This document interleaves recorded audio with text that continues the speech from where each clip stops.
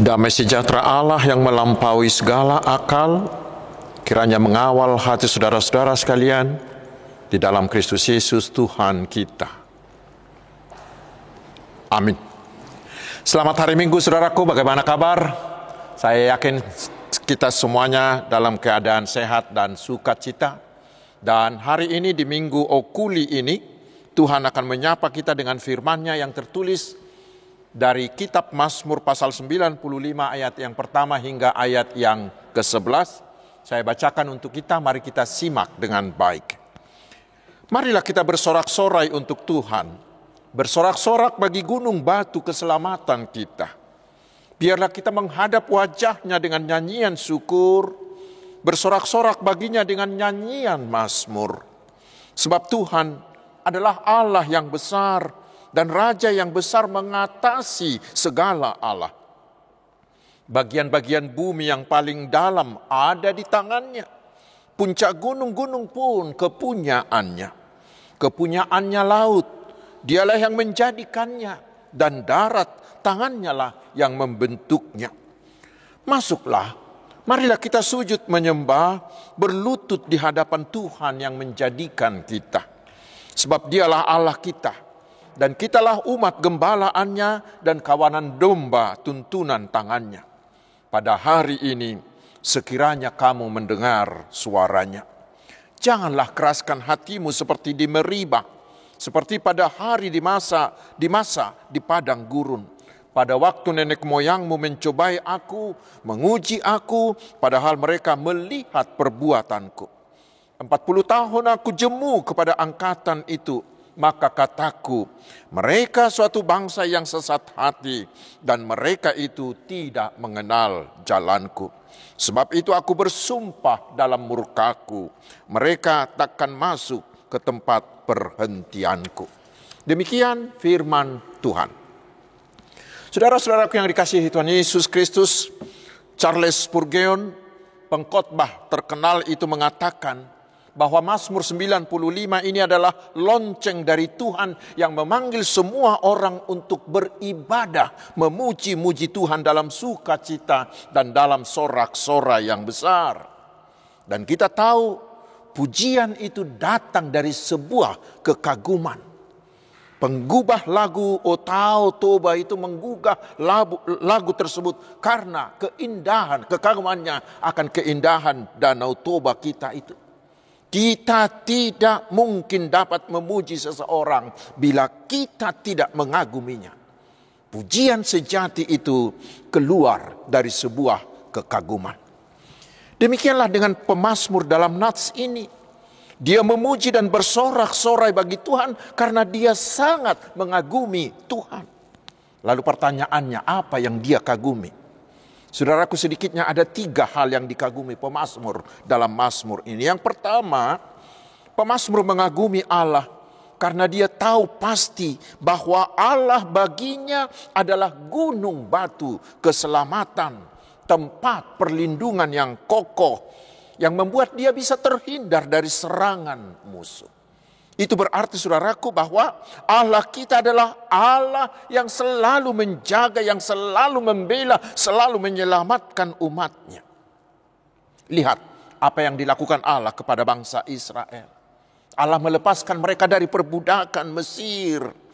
Lalu memenangkan mereka melawan semua musuh-musuh yang akan menyerang Israel. Dan Allah memelihara hidup mereka. Demikian juga dengan hidupnya si pemazmur Daud ini. Sekian kali dia merasakan begitu hebatnya Allah menyelamatkan dia, melepaskan dia dari niat-niat jahat musuh-musuhnya, terutama dari Saul, dari anaknya sendiri, Absalom. Bapak gereja Martin Luther juga mengagumi Allah sebagai gunung batunya. Karena itulah dia menggubah nyanyian kita itu. Allahku, benteng yang teguh, perisai dan senjata. Kidung Jemaat 250. Jehovah di batattado partano batuata, buku Ende 117. Sekarang saudaraku, bagaimana dengan kita?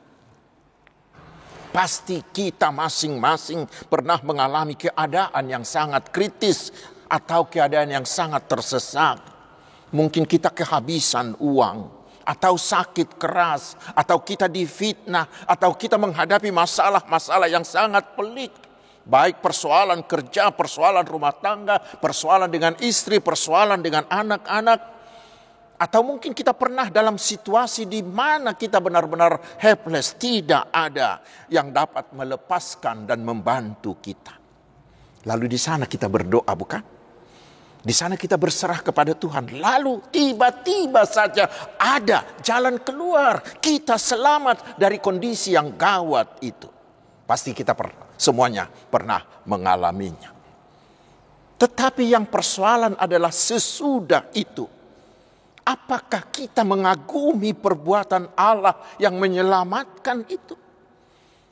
Dan karena itu apakah kita mau memuji dan menyanyikan namanya atas perbuatannya yang kita terima itu? Tetapi yang terutama saudaraku, masihkah kita mengagumi kasih Allah yang luar biasa yang menyelamatkan kita melalui pengorbanan Tuhan Yesus Kristus? Karena kekagumannya atas kasih karunia itulah, maka John Newton mengubah lagu yang sangat terkenal itu, Amazing Grace. Tetapi sayang sekali saudaraku, dewasa ini semakin banyak orang yang membuat hal dunia, baik itu harta, jabatan atau popularitas, menjadi gunung batu keselamatannya, sehingga mereka tidak pernah lagi menyanyikan Tuhan, tetapi lebih banyak menyanyikan dirinya sendiri. Karena itu cobalah kita tanya diri kita masing-masing. Nyanyian apakah yang paling banyak kita nyanyikan setiap hari? Nyanyian mengagungkan Allah kah? Atau nyanyian memuji dan mengagungkan dunia ini? Saudara-saudaraku, saya sendiri sering bergumul tentang hal ini. Dan mari kita coba renungkan. Bila ada acara nyanyi-nyanyi di gereja atau di tempat lain, coba nyanyian manakah yang paling banyak kita nyanyikan di sana? Nyanyian tentang Tuhan kah? Nyanyian tentang kasih Tuhan kah? Atau nyanyian tentang dunia? Boru panggoaran, di parsobanan, dan lain-lain. Mungkin saya tidak salah. Masih banyak ruas nihuria yang merasakan bahwa menyanyikan Tuhan hanyalah di ibadah minggu, hanya di pertanyaan, hanya di sermon kategorial, dan tidak perlu menyanyikannya. Bahkan ada yang malu menyanyikan nyanyian Tuhan di acara-acara nyanyi-nyanyi seperti tadi. Dan ini sangat sering juga terjadi di acara-acara yang berlangsung di gedung gereja. Sesudah kebaktian selesai, sangat jarang kita mendengar ada lagi lagu-lagu nyanyian buat Tuhan. Hampir semuanya adalah untuk dunia. Bahkan ada bahaya yang mengancam, yang besar, yang bahaya, yang sangat berbahaya sekali. Di altar gereja masih ada orang yang menyanyikan nyanyian Batak dengan liriknya. Pagomusma, tangiyang mi, tumula jadi, naboloni. Ya ampun Tuhan. Masa kita di altar gereja bernyanyi, berdoa kepada dewa-dewa? Padahal ada seorang teolog Inggris yang sering memberi pengajaran Alkitab di media internet. Beliau pernah mengatakan bahwa sekarang ini sangatlah mudah bagi si iblis untuk merusak gereja. Yaitu dengan memasukkan lagu-lagu sekuler, lagu-lagu dunia ke dalam gereja. Sehingga ruas nihuria lebih hafal lirik lagu dunia ketimbang lirik lagu dari buku ND-nya sendiri, daripada lirik kidung jemaatnya sendiri. Dan itu terjadi bukan hanya bagi ruas, tetapi juga mungkin bagi kami para pendeta dan keluarga kami. Mari kita renungkan saudaraku, mengapa ini bisa terjadi? Mungkinkah karena kita kurang atau tidak lagi mengagumi perbuatan Tuhan, sehingga tidak ada dorongan di hati kita untuk menghafal dan menyanyikan lagu pujian bagi Tuhan dimanapun, kapanpun? Sekali lagi mari kita coba renungkan, saudaraku. Lalu pertanyaannya, mengapa kita begitu malas? Mengapa kita begitu malas menyanyikan nyanyian bagi Tuhan? Saya takut karena kita tidak pernah lagi mengagumi siapakah Allah kita. Atau kita tidak lagi mengagumi perbuatan-perbuatan Allah dalam hidup kita. Padahal coba renungkan, saudaraku. Bila kita bangun pagi-pagi, kita melihat matahari terbit, kita mendengarkan desiran angin, kita melihat langit yang terbentang luas, dan bila kita mengaguminya, kita seharusnya bernyanyi. Bila ku lihat bintang gemerlapan, maka jiwaku pun memujimu. Sungguh besar kau Allahku. Tetapi sebaliknya, bila kita tidak mengenal dan tidak mengakui perbuatan Allah dalam hidup kita, maka tidak akan ada ketakjuban, tidak akan ada kekaguman, dan tidak akan ada rasa syukur. Dan bila rasa takjub dan rasa syukur itu tidak ada, mustahil juga akan ada nyanyian untuk Tuhan. Mari kita renungkan itu. Itu yang pertama. Yang kedua, saudaraku, apa yang dikagumi pemazmur dari Allah sehingga dia memuji dan menyanyikan Allah? Yaitu karena Allah itulah yang mengatasi segala sesuatu, termasuk Allah lain. Ayat 4 hingga ayat 6. Tidak ada Allah lain yang sehebat Allah kita. Karena dialah yang menciptakan dan menguasai segala sesuatu. Seluruh dunia dan isinya ada di dalam genggamannya. Dan dialah Allah yang mengendalikan semuanya. Karena itulah pemazmur mau menyerahkan hidupnya hanya ke tangan Tuhan saja. Dan dia hanya mau memuji dan mengagungkan satu nama, yaitu Allah Yahweh. Dan dalam nats ini, pemazmur mencela apa yang dilakukan Israel. Mereka sebenarnya adalah milik Allah Yahweh, pemilik dan penguasa segala sesuatu itu. Tetapi justru Israel mau menyembah dewa-dewa kecil yang tidak mempunyai kemampuan apa-apa pun, yaitu dewa Baal, dewa Molok, Asera, dan dewa bangsa-bangsa kafir yang ada di sekitar mereka. Saudaraku, itu sebuah kebodohan yang luar biasa, bukan? Tetapi di HKBP juga kita tidak perlu malu mengakuinya. Masih banyak ruas seperti itu.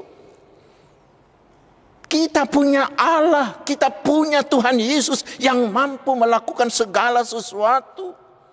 Dan kemampuannya itu, kuasa Tuhan Yesus itu diberikannya kepada kita orang-orang percaya. Sebagaimana kita bisa baca di Markus 16 ayat 17 hingga 18. Tetapi masih ada ruas yang mau menyerahkan hidupnya kepada azimat, kepada bule-bule, kepada pajagan di daging, dan percaya akan roh orang mati, sumangot niopu, dan masih melakukan praktek okultisme lainnya. Dan saya berharap tidak ada dari antara pendengar khotbah ini yang sebodoh itu. Lalu mengapa bisa begitu? Mengapa bisa begitu? Yaitu karena mereka tidak pernah mengenal dengan pasti, sehingga tidak pernah mengagumi kehebatan Tuhan kita Yesus Kristus yang luar biasa, yang tidak ada yang mustahil baginya itu. Maut pun sudah dikalahkannya. Karena itulah Paulus mengatakan, segala sesuatu dapat kutanggung di dalam Dia, di dalam Yesus yang menguatkan aku. Kenapa Paulus mengatakan itu? Karena dia percaya akan kuasa Tuhan Yesus yang dapat melakukan segala sesuatu bagi dia. Karena itu saudaraku, hari ini kita diajak, mari kagumilah Allah. Kagumilah Tuhan kita Yesus Kristus. Kagumilah perbuatan-perbuatannya. Maka itu akan menempa kita menjadi orang yang suka menyembah Allah dengan sepenuh hati kita dan dengan segenap jiwa kita. Dan hidup kita akan penuh dengan puji-pujian dan sorak-sorai bagi Tuhan.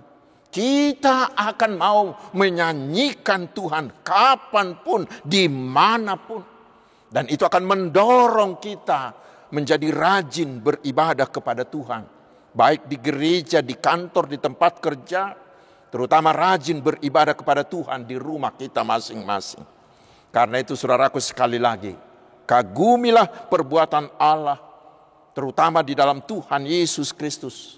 Sehingga telinga kita semakin sensitif dan hati kita semakin rindu mendengar dan taat kepada firman Tuhan.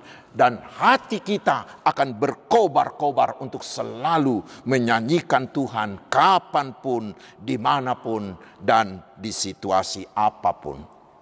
Amin. Mari kita berdoa. Terima kasih Tuhan atas firman-Mu yang begitu indah. Biarlah hati kami terus mengagumi perbuatan-Mu, mujizat-Mu, terutama kasih-Mu dalam pengorbanan Tuhan Yesus, sehingga kami mau menyembah-Mu dengan sepenuh hati kami. Dan hati kami terus berkobar untuk menyanyikan nyanyian pujian bagi-Mu, kapanpun, dimanapun, dan di situasi apapun. Dan kami akan lebih banyak menyanyikan pujian bagi-Mu, ketimbang nyanyian untuk dunia ini. Ya Tuhan yang Maha Kasih, berkatilah seluruh umat-Mu, berkatilah pekerjaan mereka, kesehatan mereka, keluarga mereka, studi dan pelayanan mereka. Berikanlah hikmat-Mu dan roh kerajinan bagi anak-anak kami yang sedang studi, agar mereka berhasil dengan memuaskan. Berikanlah pekerjaan, tambahkan pangkat dan keberhasilan bagi umat-Mu. Kuatkanlah mereka yang sedang mengalami pergumulan, sembuhkanlah yang sakit, teguhkanlah hati mereka yang ragu-ragu. Ya Tuhan Raja Gereja, berkatilah gereja-Mu, juga para hamba-Mu, terutama para penginjil dan usaha penginjilan. Berilah keberhasilan, agar kerajaan-Mu semakin meluas. Ya Tuhan yang Maha Kuasa, berkatilah bangsa kami, agar tetap solid dalam kesatuan, tetap damai, adil, dan sejahtera. Terima kasih Bapa di sorga. Terpuji nama-Mu kekal selama-lamanya. Di dalam nama Tuhan Yesus Kristus Tuhan kami. Amin.